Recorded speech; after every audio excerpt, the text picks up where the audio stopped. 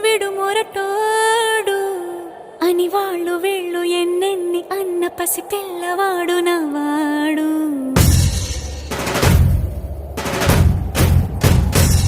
విడుముండోడు అని ఊరు వాడ అనుకున్న గాని మహారాజు నాకు నవాడు.